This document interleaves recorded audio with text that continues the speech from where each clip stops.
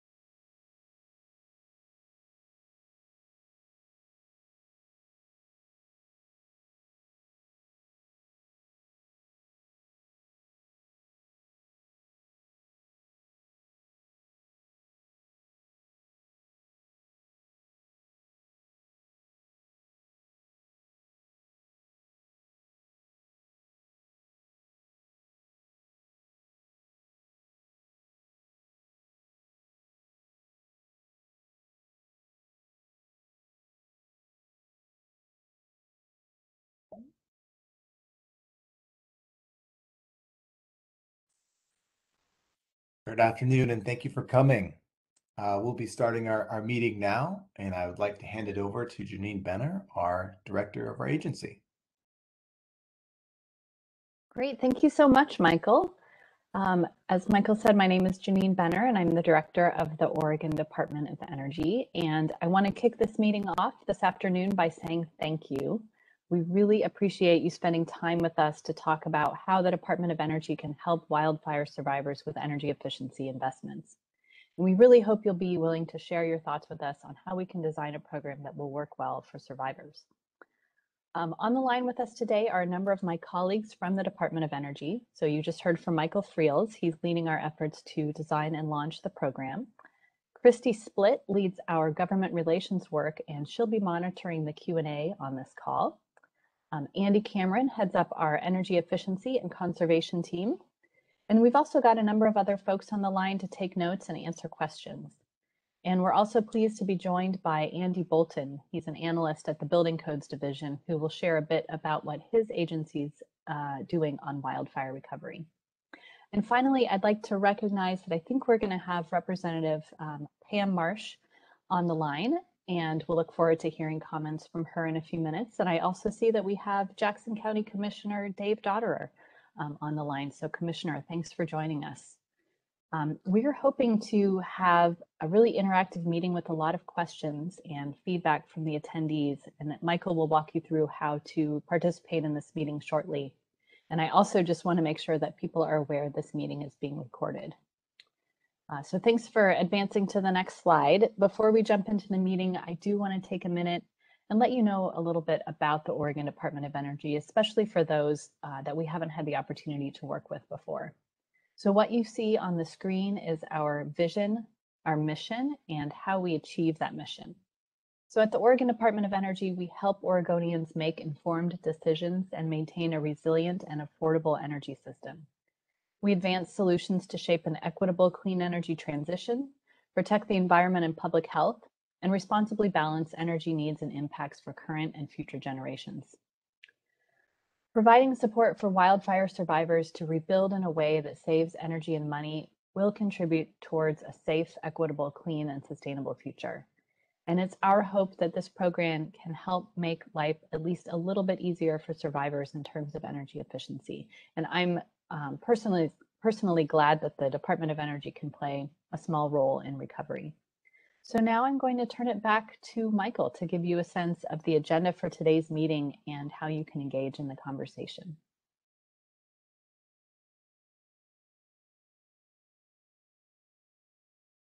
Michael, you're on mute, I think. My apologies. Okay, so first we'll go through our meeting agenda and talk about WebEx logistics.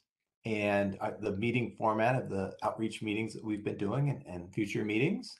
We'll talk about the legislation that kind of brought us here, and we'll talk about our initial plans for what our program could look like and some of our ideas of how to do it.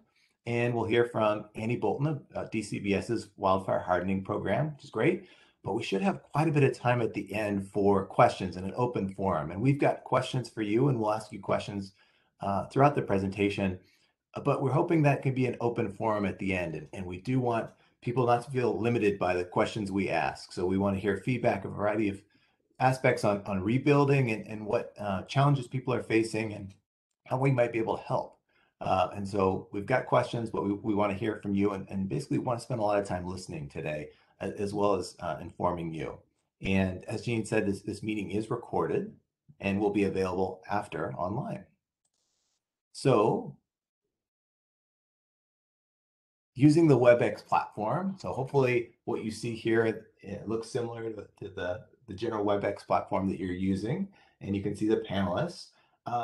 So in this WebEx platform, we've actually got everybody on mute. So if you have a statement you want to make, or you have a question or anything like that, you can raise your hand. And if you see it in the upper right, you can click on that and raise your hand. And I believe if you are on the phone, you can push *3, which raises your hand, and then we can unmute you and you can speak.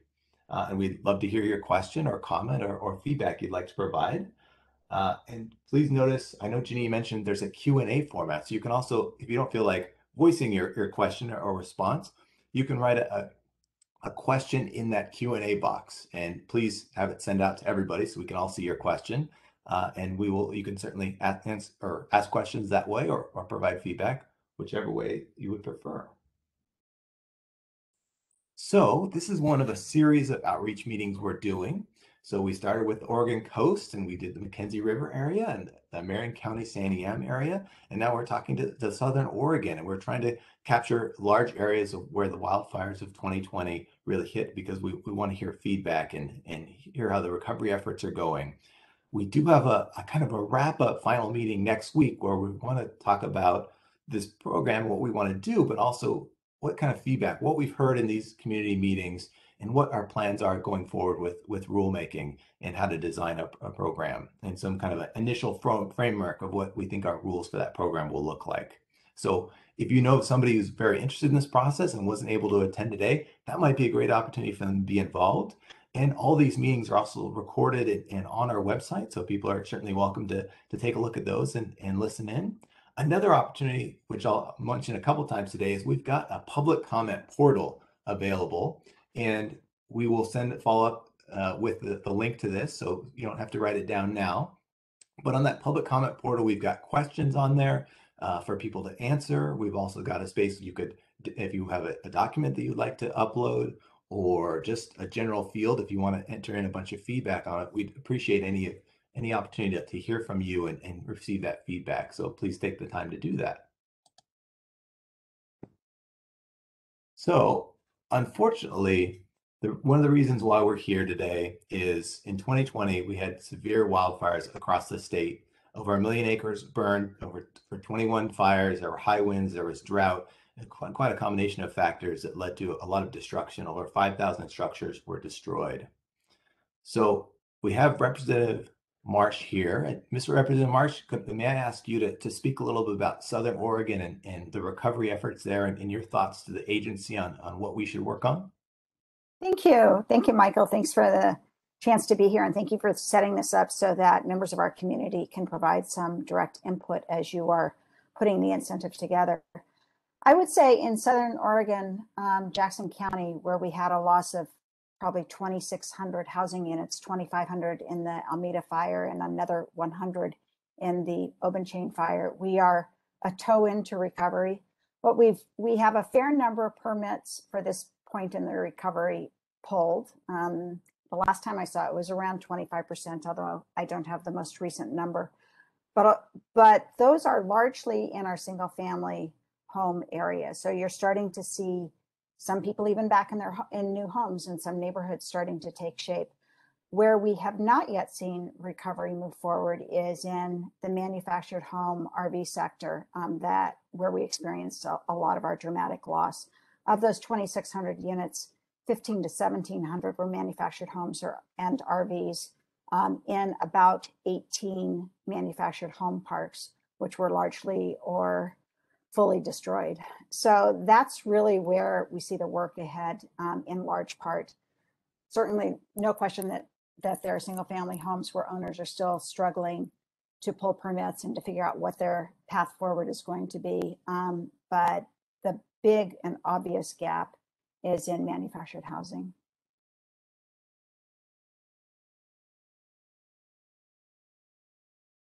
Thank you, Representative Marsh, for those thoughts, and certainly we'll highlight some of the work we want to do in that manufactured home space, and that's what we've heard from communities, that there is a great opportunity to help people and help with some of that need. And we should I should also add, since I have the microphone here, that that's really where our most vulnerable families probably live, the families that are going to need the best hand up in order to rebuild in a way that's energy efficient or that's up to current codes. Those were the plate, and certainly people in single family homes will struggle as well, but our manufactured homes are really where our working people, our people of color, our elders were largely living. And so the availability of this incentive could really be critical for their ability to purchase the best unit, or should they decide to return to the community in some other way, to purchase a different kind of unit.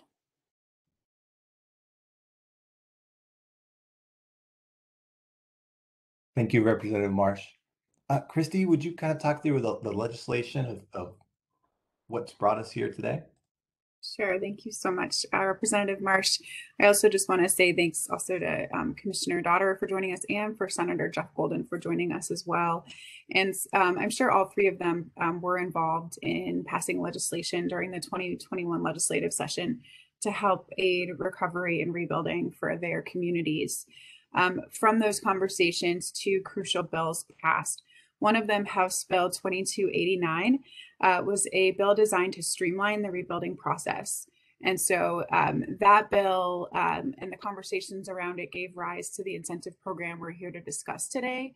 House Bill 2289 had a provision that allowed people to rebuild their homes to an older building code. And Oregon's building code over time has become more and more energy efficient. And so by sort of turning back the clock on what code people could build to, it could lead to less efficient homes. And so there was this idea hatched that there would be a companion incentive program to encourage people to build more efficiently than they would if they were building to that older code. And so House Bill 5006, it's called the Christmas Tree Bill, that passes at the end of each legislative session, includes a lot of different funding priorities. And in 2021, that bill was full of different pots of money to help people rebuild and otherwise recover and prevent wildfire. And so, like I said, Senator Golden, Representative Marsh, Commissioner Dotterer, local elected officials all over the state that were in impacted areas worked together to make all of this happen. And so just want to thank them for their help for their constituents, and also just for having the consideration about having a pathway to ensure more efficient rebuilding, despite what was in House Bill 2289. And from there, I'll turn it back over to you, Michael. Thanks.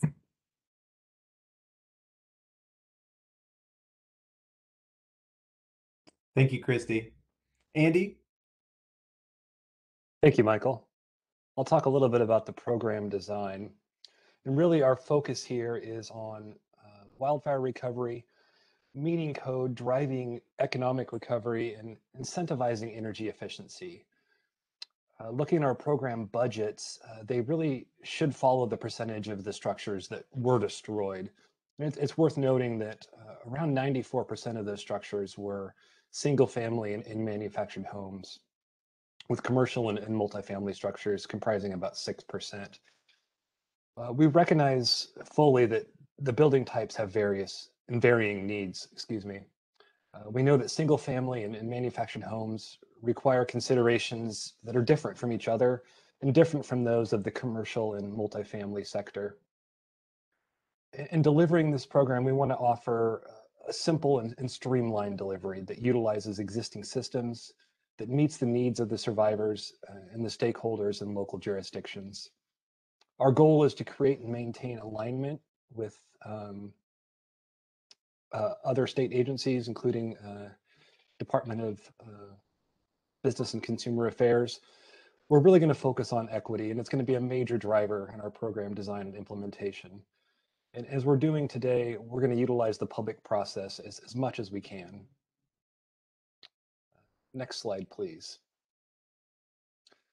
So the Oregon Department of Energy staff have done a lot of research on the number of structures destroyed and rebuilding rates. And at its core, this is a program that's to support the nearly 4,500 structures that are being rebuilt, with a focus on building energy efficient communities and offering long-term affordability. And as Michael said, the number of structures exceeds 5,000, but we're really focusing on the residential and commercial buildings, and not necessarily on outbuildings, transmission towers, bridges, and the variety of other structures that were lost in these fires. The program is currently funded through June 30th of 2023, the end of the biennium. And to date, about 25% of these structures have been rebuilt or in the process of local jurisdiction permitting. We've examined comparable rebuilding efforts through studies coming out of California, and we estimate that around 40% of the structures will be rebuilt or in the construction process by the time the funding sunsets. And with that, I'll turn it back to you, Michael. Thank you, Andy. So as Christy was saying, within the legislation, when people rebuild on the residential or commercial side, they can rebuild to what the code was in effect in January of 2008. And so when we first started this program and taking a look at it, we looked at what is the energy savings just to get people to the code that's in effect right now in 2021. And there's significant energy savings. If you look at just single family home, the difference between what the code was at that time, the 2005 residential code to today, there's about a 30 to 35% energy efficiency increase. And that means long-term energy savings for people, long-term affordability that we really think we want people to be able to take advantage of. And as we rebuild these communities, we want them to make them energy efficient, and we want to make sure they're affordable. And so there's a great opportunity in designing program that just gets people to be able to offset the cost that it takes to build the code. And so we've taken a look at that. Current building practices, we certainly know that lighting and appliances, things have improved, but even with those general improvements, there is still energy efficiency gains in getting people to build to our current code. And we certainly want to capture that as much as we can. And so in looking at kind of a preliminary design, how can we offer incentives to get people to build to that current code, and also provide education and then some incentives to get beyond that code, to take advantage of utility programs that already exist in the market, and are there opportunities for us to offer incentives to make that even more attractive to get people to build above code.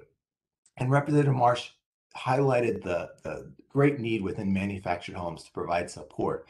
So taking a look at within manufactured homes, because manufactured homes are regulated at the federal level, at the HUD standard level, and not the Oregon building code, it's a little bit, you have to treat those building types a little differently. But there is a type of manufactured home, Energy Star level, or a NEEM standard level energy that's a little more energy efficient home.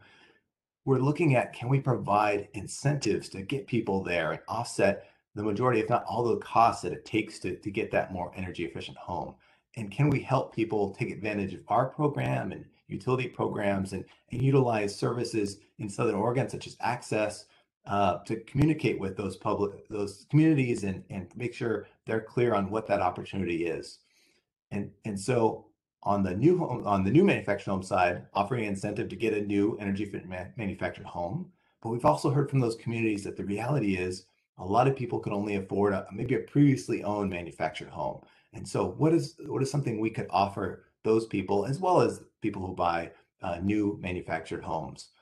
And we've taken a look at the opportunity of doing a heat pump replacement program, or taking out maybe the electric forced air furnace that's there and replacing that with a heat pump, or adding a ductless heat pump to an existing zonal system within a manufactured home. This would offer people many benefits, improve the quality, the performance of the structure and the comfort within it, lower their electricity bills, offering long-term affordability, hopefully adding cooling that they probably didn't have before, and making them more comfortable. And so hopefully it's a win all around, and it's something we can do to help people that maybe can't afford to get a new manufactured home, but it's still an opportunity there. And can we offer incentives that are large enough in combination with local utility incentives that offset the majority, if not all, the costs of that install? Can we make that attractive enough that people can take advantage of it? And so those are kind of some of the initial approaches we've considered when designing a program. But one thing to keep in mind is the costs. So what are the costs of the construction of getting people to the current code? And so we've taken a look with the help of our Oregon's Building Codes Division on what are the initial, what are the costs to get to the 2021 code if you could build to that previous code. And so some initial research has said that, depending on the house that you build, obviously there's kind of an average, maybe 2,000 square foot home, the cost increase is about $5,000 to $6,500. And so keeping that in mind, can we find an incentive attractive enough in that ballpark that offsets the majority of those costs to make it attractive and make sure people can take advantage of that? But we also recognize many people within this community, maybe many single family homes, as Representative Marsh was pointing out, have started to rebuild, and that's wonderful. I think about 25% of structures have been rebuilt across the state. So can we create a program that retroactively benefits some of those people who have already been able to rebuild? So the economic recovery of it, and we certainly don't want to have any kind of disadvantage because they were able to build earlier. And so can we be backwards looking as well as forward looking with our incentives and offer some support in that way?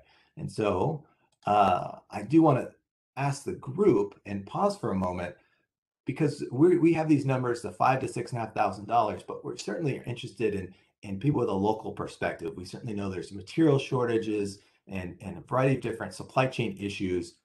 Do these costs make sense, or are people seeing larger costs in this, or smaller ones to build a current code? And so I'll pause for a moment and see if anybody raised their hand or has some thoughts.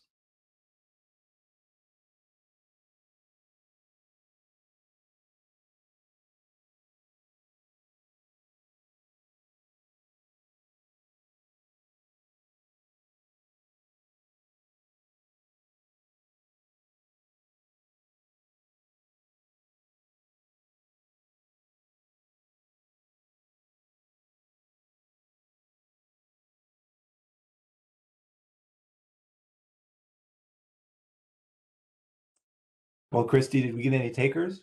Yeah, I was just going to chime in to say that I don't see any hands up yet. I was trying to remember how to tell people to unmute if they're on the phone, because we have a few people on the phone. Do you remember what it is? Is it *3 or something? I believe it is *3 to I guess, raise your hand from the phone, and then I think we can unmute them. Oh, great. And then in the time we've been chatting about this, so now the folks on the phone know what to do. We do have a hand raised, David Heslom, and David, you should be able to speak now. Oh, thank you very much for unmuting me there. And my name is David Heslom, Executive Director at Earth Advantage. We certify homes, new construction homes in Southern Oregon, and we also work with Energy Trust on their manufactured home retailer program. Working with all the retailers to promote adoption of the NEEM standard home.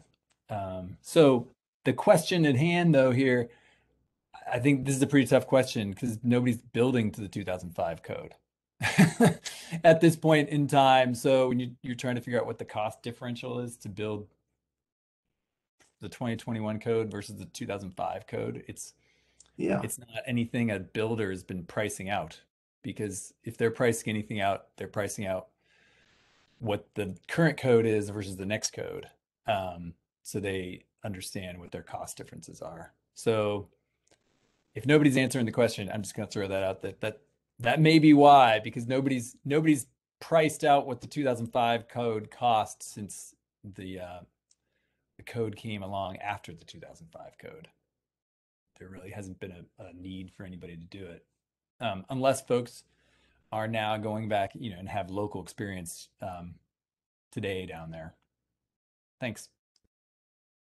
That's very helpful, David. Thank you for providing that feedback. And And I wasn't aware that you were running the manufactured homes, the retailer program. So we'll have to follow up with you. I'm sure you have a lot of great insight that we can take advantage of. Thank you.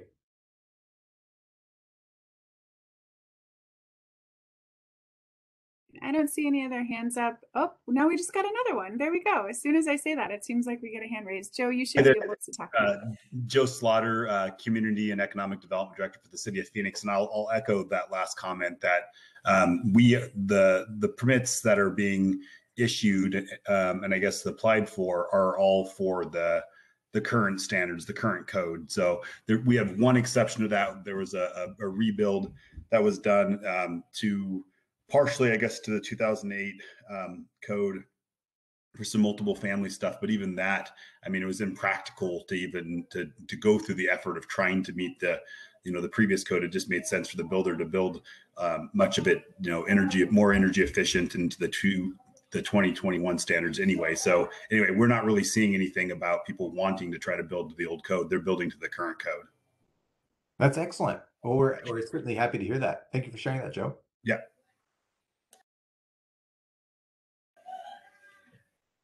And I don't see any other hands up. So. Okay. Well, we can keep moving forward, and we'll certainly many opportunities to provide feedback. Thanks, Christy. Okay, so to kind of summarize the I guess primary design elements of what we're doing. So we're planning to incentivize helping people rebuild the code, distribute that funding and work with counties and local jurisdictions, as well as partners like DCBS and Housing Community Services to be able to be aligned, as Andy was pointing out, and make sure we're providing incentives in combination with other opportunities or working with utilities and other programs. For manufactured homes, we're hoping to offer incentives to get people to get more energy efficient manufactured homes, as well as try to provide a heat pump program to incentivize for people building and getting a new manufactured home or utilizing a previously owned manufactured home. And hopefully we can actually drive some people to build even beyond current code. So creating some incentives and support to get them well beyond current code. And at the code and above code level, wanting to provide incentives for single family residential, as well as commercial, small to medium commercial, as well as large commercial. But overall, our focus is really on 90% of the funding on who needs it the most. And what we've heard, certainly from Rep Marsh and other communities, is the people who need it the most are people just getting them to build to that code level on the residential commercial side, and people in manufactured homes. And so we are going to drive the majority of our incentives at that level because we consider this a certain level of economic recovery, as well as trying to get energy efficiency gains. And we're really trying to balance that out as well as we can. So right now, I'd like to introduce Andy Bolton, who will talk about DCBS's wildfire hardening program. Hi, everyone. Thanks for joining and listening today and providing feedback. Thank you to the Department of Energy for letting me jump in here and give a little spiel about the fire hardening grant program. Really quick before I get started, I just want to point everyone's attention to the link that is at the bottom of that slide right there. That is the webpage that we've set up to sort of house the information about the fire hardening grant program. And as we update as we develop more details about the program, those details will get posted to that website. There is a place there you can sign up for email updates. And there is a place where you can take a very brief survey to sort of express interest to participate in the program so that we'll know to reach out to you once the program gets off the ground. The legislative background for our program is basically the same as the legislative background for the Department of Energy program, so I won't belabor that.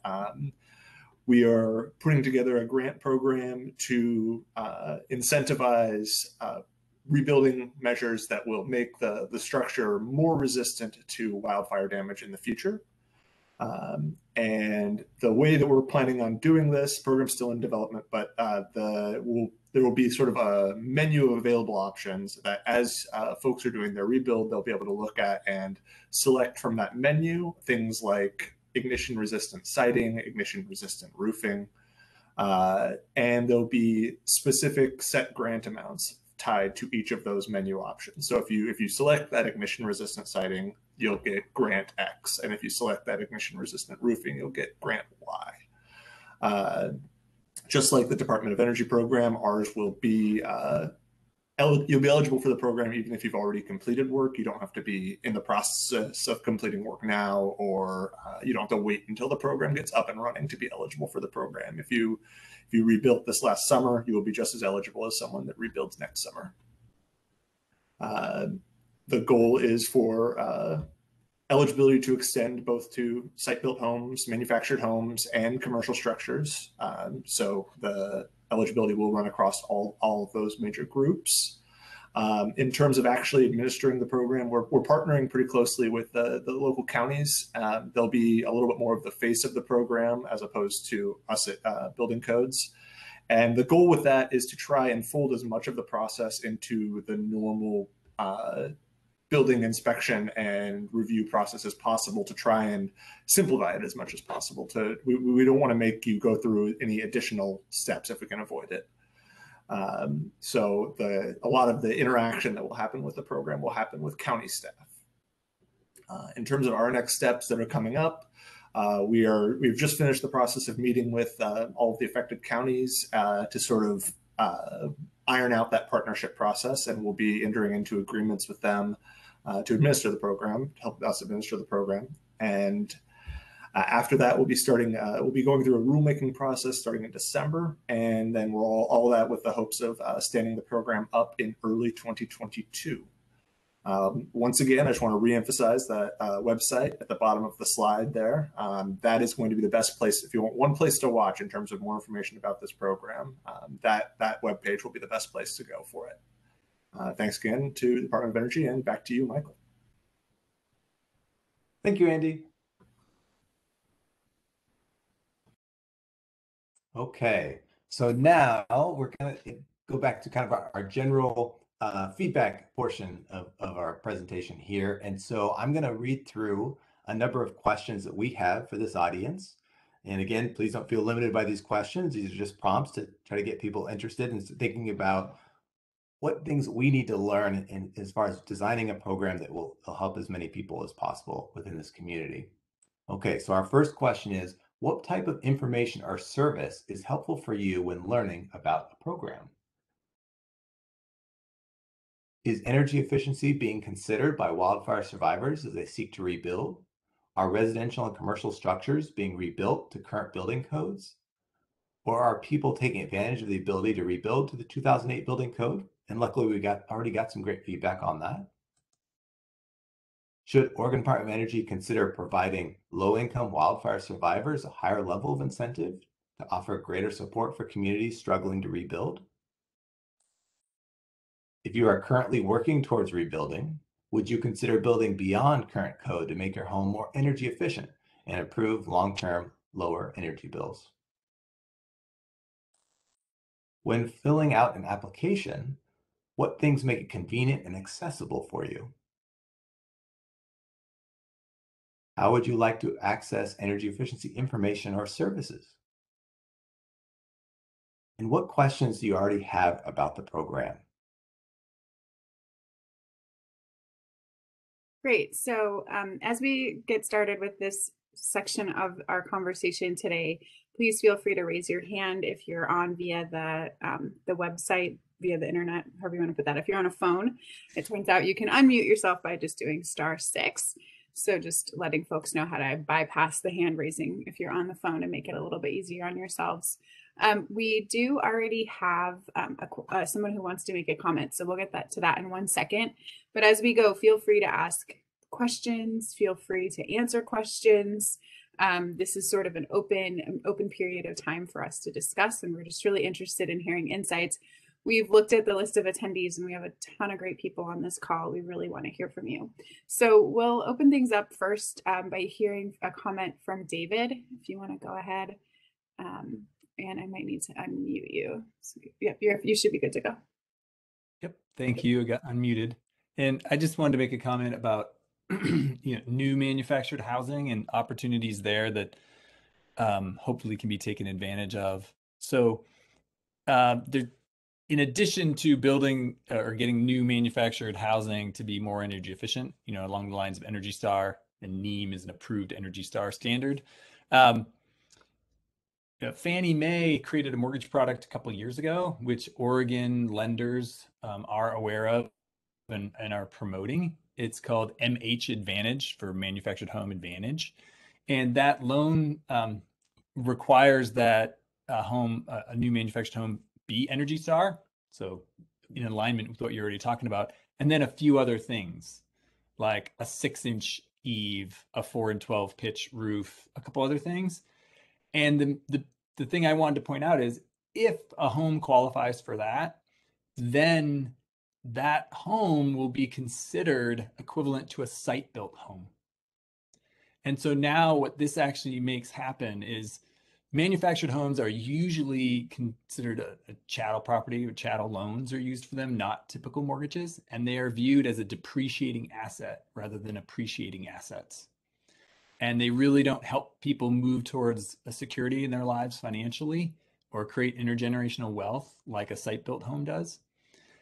These MH Advantage homes, which again are like Energy Star plus a little bit more, shift that entire paradigm. And so that now these homes would be considered equivalent to a site-built home. An appraiser coming out to appraise a house originally and for a refinance later on, the comps for that house, the comparable sales, would be site-built homes. So I just want to point this out to expand this to be beyond just, lowering their energy bills for families. If there could be promotion of, as if people are building new homes, promoting ones that meet this additional standard where they view it's more about quality. And part of it is things using like hardy siding, which would align well with the fire hardening side of the equation. You could really be helping these families in a long-term way around one of the primary ways that American families build wealth, and that is through investing in a home that will appreciate over time. So I'll put a link in the chat about the MH Advantage program. And I do know actively, Umpqua Bank and Guild Mortgage are both promoting this product. And in fact, Guild is working on this in Paradise in California, directly with manufactured housing manufacturers to promote and fund these specific type of homes in Paradise as a model there. So it could work. They'd be very interested here as well, I think. Thank you. That's wonderful, David. Thank you for providing us that feedback. Do you have an idea on the, cost increase on getting a manufactured home, either as a percentage or ballpark price difference for reaching that level to qualify? I don't have the price right off the top of my head, Michael. Like, I could talk to the people in Paradise and find out, what they have found down there so far. But I do know that part of the overall price that you really ought to think about is what's going to be the end cost to the consumer. And so in this case, since it is considered a site-built home, you can get a 3% down loan with a low interest rate comparable to what you would get for a site-built home, versus the type of loan that you're typically going to get for a manufactured home, which is going to be treated as personal property. Is you're going to have to put more down, you're going to have a higher interest rate. So it's not just about the net cost of the property, it's about what the monthly cost is actually going to be to the buyer. And you can actually get mortgage insurance on these. That if you only put 3% down, you can get mortgage insurance on these that's comparable to mortgage insurance, again, on a site-built home. Another important consideration about making sure that it's a stable housing situation for the buyer. Sure. That's great. Great. Thank you. Thanks so much. And it looks like David also shared a link in the Q&A that we'll make sure we get to Michael and others working on considering program design in depth. So who else has comments, questions, thoughts they'd like to share? Looks like John has his hand up, and you should be unmuted and able to talk. Thanks, John. Thank you, Christy. John from the Urban Real Estate City of Talent.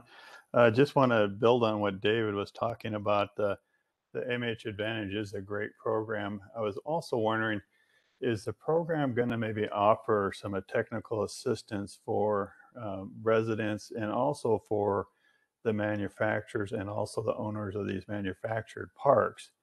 And is there an opportunity to maybe look at a program if a park as a whole is more energy efficient, and and looking at some incentive programs from that aspect? And then how are you going to be able to, how are you looking to push this information out to the residents in the community here? That's an excellent series of questions. So I guess we hadn't thought about it thinking in terms of the energy efficiency at a park level, an entire park level. But that's certainly something we could talk to utilities about and examine that and work with kind of our partners, or Oregon Housing Community Services, that are working on kind of park restoration and getting new parks available and revitalizing the existing ones. So we can certainly talk to them about the opportunities there. Thank you for bringing that up. And as far as communicating out the opportunity or the incentive program, we are hoping to utilize existing services. We certainly know we need to work within the building community, communicating with contractors, home designers, and letting them know ahead of time. We certainly want to work with counties, but we recognize that if people already kind of design their plans and then show up to the planning office, that's kind of too late to make major changes to their plan design. And so we want to do as much outreach as we can ahead of time. There's a variety of different service providers that are helping people in manufactured homes and single family homes rebuild. Disaster case managers, a lot of local resources, access in Southern Oregon we've been talking to. And we want to utilize all those existing services. We're not interested in necessarily creating something dramatically new or a new chain of communication. We want to utilize what's already being used and what's been successful. But if you have suggestions on good ways to do that and communicate a message, or what materials you found successful or have liked, we'd love to hear it. We'd love to see examples if you can share those with us. Yeah, thanks, Michael. And I also think, what I'm seeing when you showed like the Mountain View Home Park up there, these owners, these property owners are already putting, manufactured, they're starting to put the homes back in these parks, but they're selling them, right? And they haven't, so really they're not reaching the end user, right? So we really got to be thinking about talking to the owners of these parks before they put a non-efficient energy home out there. And I think if there's a way to, to have a couple workshops with them or a couple outreaches with, I think there's 18 or 20 manufactured park owners out there. There's very little product, like Pam had mentioned earlier. And I think if there's a way that we could get, a couple workshops and host events to show them the incentive there for their residents, and maybe there's a larger incentive for them to think about in a way too that would make it more energy efficient. Number three, when it really comes to the low income, a lot of these parks are our vulnerable parks, are 55 plus along that Bear Creek area, and those folks are going to be challenged with the cost of new product here too. So I really think there needs to be consideration on that incentive there. How do you help those folks come back into our communities? Seniors are important. The vulnerable folks are important in our community there too. So I think there needs to be a delta there that's a larger delta than just a regular, working citizen that can, afford a home there. So. Well, thank you for that feedback. So much, go ahead, Christy. Go ahead. Oh, I was just going to say, thank you for the feedback. I think you're certainly right. Providing some technical support or trying to educate, whether it is the building industry or park owners, I think those are good points. And we can certainly work with existing teams that I know Housing Community Services has been working with park owners and negotiating some of that revitalization, and certainly us being at the table maybe can help with that and try to sell them on the affordability gains and quality of life improvements and investing in energy efficiency. I think those are all excellent ideas, and we certainly appreciate it. Great. Thank you so much, John, for sharing your perspective. We've heard really good things about what the cities and counties are doing in Southern Oregon. It's inspiring work you're all doing together. I do have one quick note for David. We've had a request for your contact information in the Q&A if you're willing to put your email address there for Kailani. And then Doug, you are unmuted and can go ahead whenever you're ready. Yes, my name is Doug McMillan, and I'm a resident of Jackson County who lost a manufactured home in the Almeda fire. And I feel I'm a fairly resourceful person. I work with the zone captains down here in Jackson County.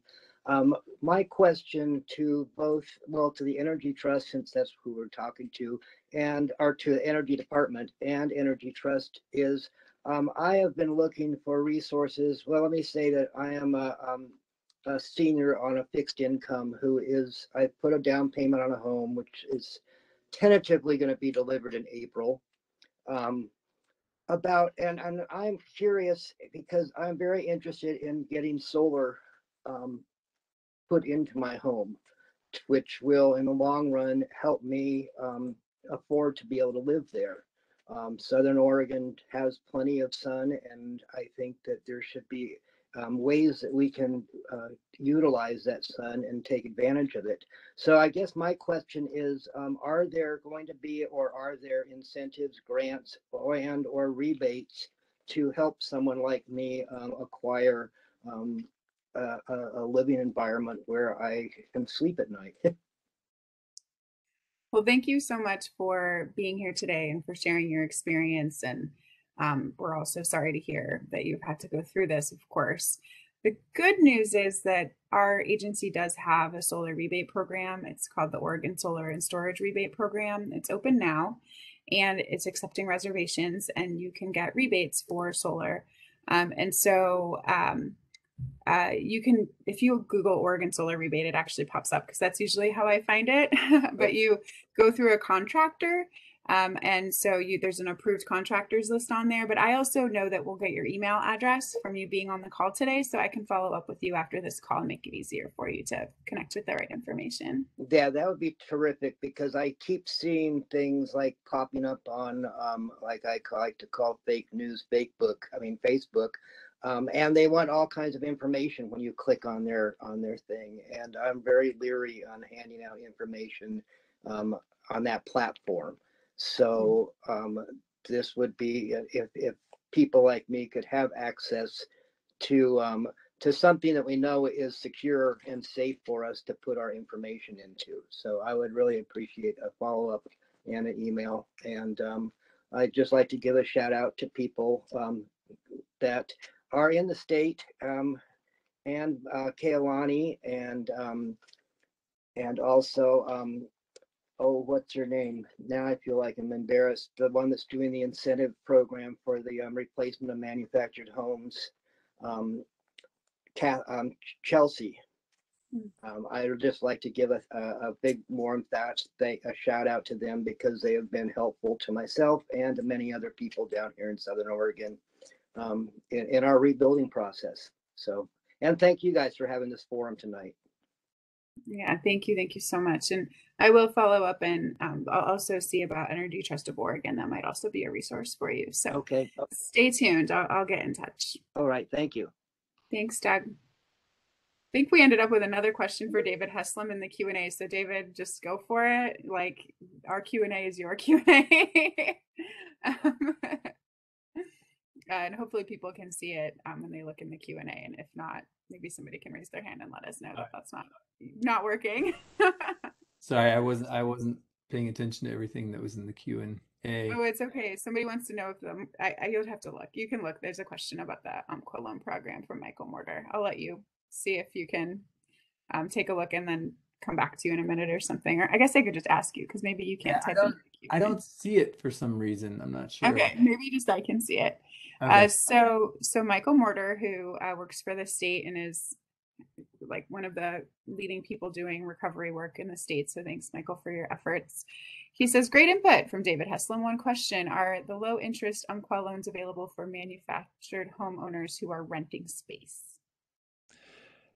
Yeah, that needs, honestly, that needs more follow-up. I know that Mark Wyman over at Energy Trust was examining this issue more closely. And I'd like to follow up with him on that. And I also know that there's, specifics around the title and when it comes to renting that. And so, because I noted that somebody else did talk about how most of the losses were, or if not all the losses, were in manufactured home parks where people are renting space. So I need to double check on that before I can provide more. Sorry, I can't answer that immediately. Great. I'll do any introduction to the two of you at some point in the next 24 hours or so, and you guys can keep chatting. That'd be great. Thank you. Yeah, no problem. Thank you both. All right. Anyone else? Anyone else with comments, questions, things they want us to know? Chandel? I'm gonna unmute you, and then you should be able to chat now. Thanks. Hi, my name is Chandel Clark, and I'm the planning manager down here for Jackson County. And thank you for having this forum. It's super informational. I just had kind of a quick question. You said that we're partnering, you're partnering with the counties, and I was just wondering, does that entail the counties providing the grant applications to the individual applicants, or would they contact your agency directly? That's a great question. Thank you, Chandel. So we would like to work with, and I see Andy Bolton's coming on. So ideally, we would like to work with DCBS and have, say, a combined application, have a single application that people can use. We really want to focus on having a very simple process, as Andy was pointing out earlier, and try to make it as easy as possible, where we ask some questions so we can be good financial stewards, but also we don't want to make this a barrier. So how simple and smooth can we make this process? And we would like to work with counties and see if they can take in those applications. But if we need to create an online way for people to apply, that works great for us too. We want to create multiple ways that people can apply for these incentives and try to help different communities. Certainly what we've heard is that different application means work for different people. And so we're trying to create as many opportunities as we can, whether it has to be a paper application or something digital online that people can sign up for. But we certainly recommend, or I guess we'd appreciate any recommendations you have or experience you have in what would work well with communities. Great, great. Thank you so much. Great. Thank you so much. Anyone else have anything?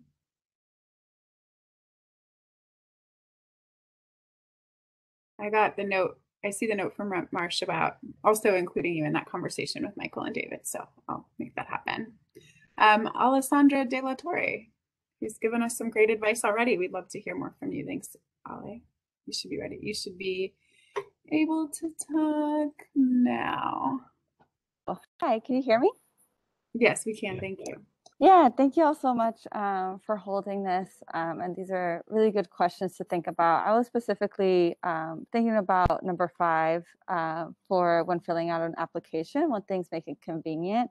And something that sometimes happens, especially online, is that some important pieces are left untranslated, specifically when people are putting links to one-pagers or to just the web page being in Spanish, but then having links that only go to pages with information that are in English. And so sometimes it's even just helpful to put little parentheses if those pages aren't available in Spanish or in other languages, to just put like solo en inglés, like only in Spanish or only in English, just so people know that when they're clicking on it, that it will be in English only. And then also thinking about that same process for signing up or enrolling. Sometimes those pages are also left only in English, and even like getting a confirmation is in English. So things that have happened before with other applications is that people apply and then have no idea if it actually went through, or of what, who to contact, or if they did it correctly, right? And so just those little things that sometimes could be missed when trying to like fully make this accessible for community members. Thank you. Thank you so much. And this is something we've been talking a lot about We've been really inspired by Representative Marsh having live Spanish translation for her events and doing other things like that. And we're going to try to, we've like challenged ourselves to try to match the good work that she's doing. But thank you so much for those tips, and please keep telling us when we're not getting it right, and so we can correct things and learn from them. That would be really, really helpful. Thank you so much. We'll try to get it right, of course, but just tell us when we're not so that we can learn from you and from your community.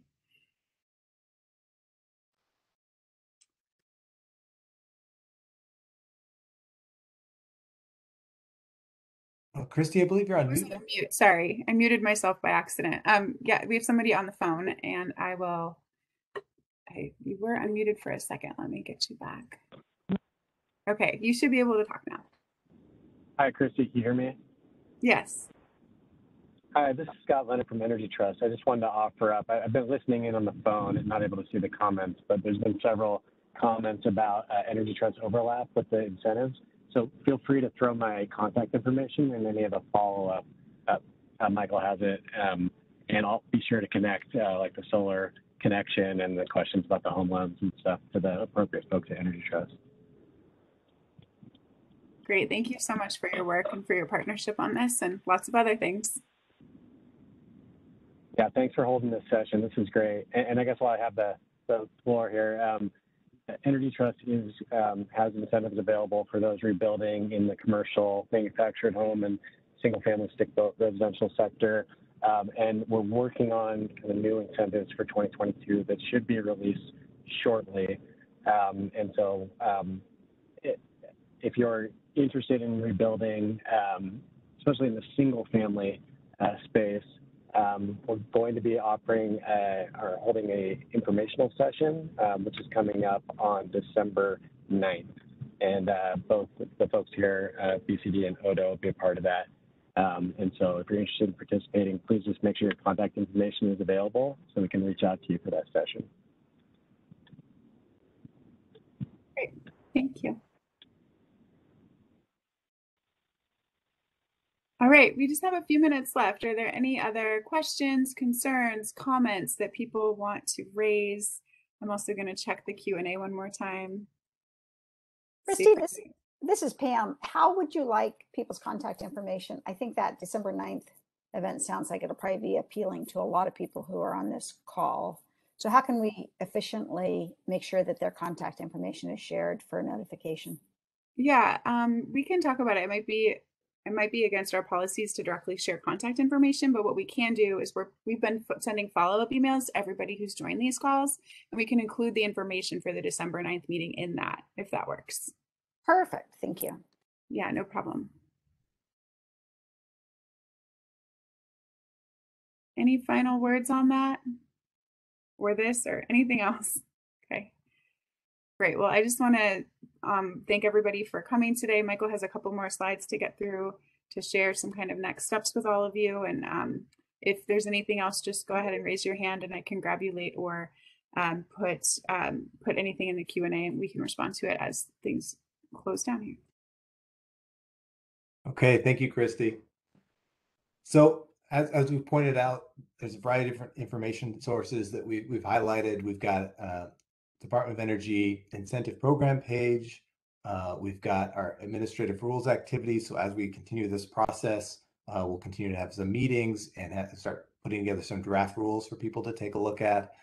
Please follow along in that process, and we'll send out communications along the way, as well as Christy was saying, after this meeting, we'll send up a follow-up that will have all these links. So please don't feel the need to write them down. And you can email us directly at the program, wildfirerecovery@energy.oregon. And DCBS's wildfire hardening program, will certainly list that. And Andy Bolton talked about that for a little bit. So we've got a variety of resources to take a look at.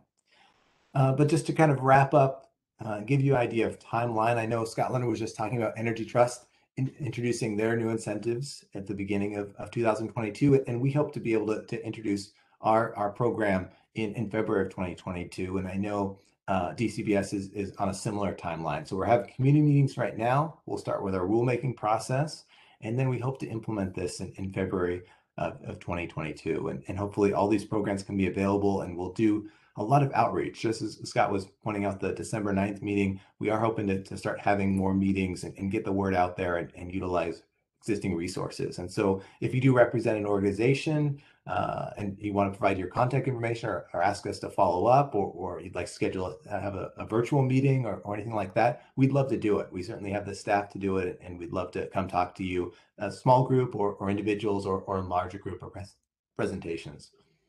Thank you for the opportunity. And in the end, if you didn't have an opportunity to provide your feedback, or you think of more questions, or something comes up later, we actually have a public comment portal that we've created that is available in English and a variety of other languages.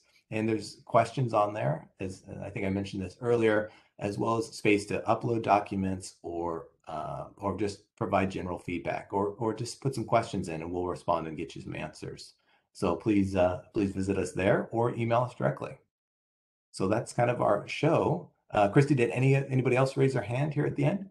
We did have one more comment at the end. It's something we've talked about internally too. And it's David Heslom. One last suggestion for single family new construction would be for the Oregon Department of Energy to promote / incentivize the Oregon REACH code, which contains energy efficiency guidance, water efficiency guidance, solar ready, and EV ready elements. So thanks, David. We have that under consideration.